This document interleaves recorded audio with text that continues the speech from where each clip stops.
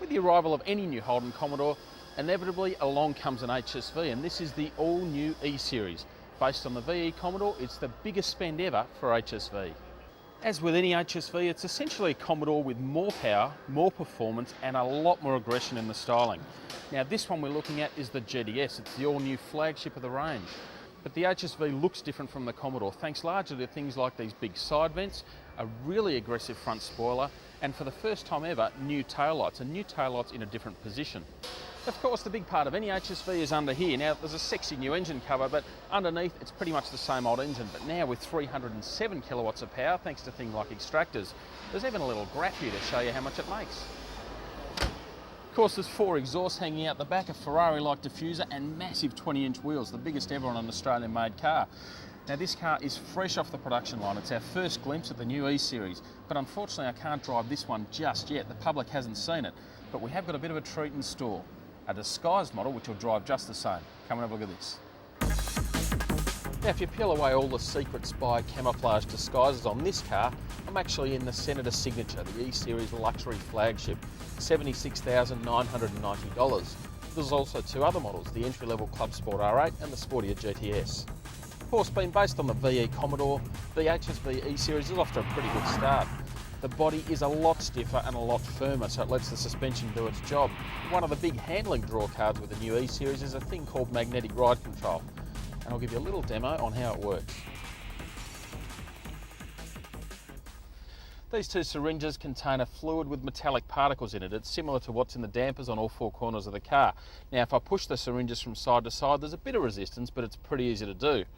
But once I apply a magnet to it, it is impossible to budge. It changes the characteristics completely. It's now really firm, and that's how they adjust the suspension. And of course, it grips amazingly well around corners. But let's face it, one of the big sales pitches with an HSV is straight line performance. Now, 307 kilowatts, 6-litre V8, there's also a pretty big story to tell. For the first time ever, an HSV can get to 100 kilometres an hour in less than 5 seconds. Okay, so it's only just less, 4.96 seconds. But it still puts this car in pretty exclusive territory with some much more expensive supercars. The only problem is it doesn't happen quite with this exact car I'm in. That's because this one's an automatic, and the automatic takes a fraction longer, 5.05 seconds or around that mark. But the automatic is a huge step forward. It's now the 6-speed, it's the same one used in the latest Holdens. And it shifts a lot smoother and a lot smarter, so when you're braking, for example, it'll start to down change and help you out.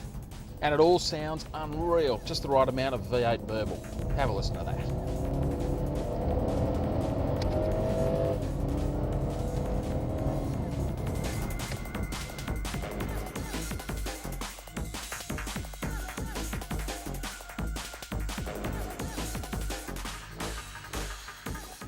See, I told you it sounds unreal.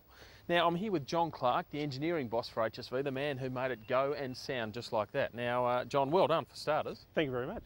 What was the biggest challenge when it came to the E-Series? The biggest challenge, I suppose, is really getting the HSV feel into the car, and so with the performance brakes and of course the MRC, we've done a really good package. Yeah, now things like MRC, you've obviously injected a lot of money into the car, a lot of investment. It sounds like a huge investment. It has been, you know, for the amount of work that goes into getting a package like that, bringing this new technology into HSV has been fantastic, and as you've seen from the drive today, the gain is impressive. Now, I've got to ask, there's been a lot of rumours about bigger engines, more powerful engines. How far away are they? Well, 307 kilowatts and 0 to 100 times of less than 5 seconds. I think we're doing pretty well at the moment. Ah, that'd be right, not telling me anything.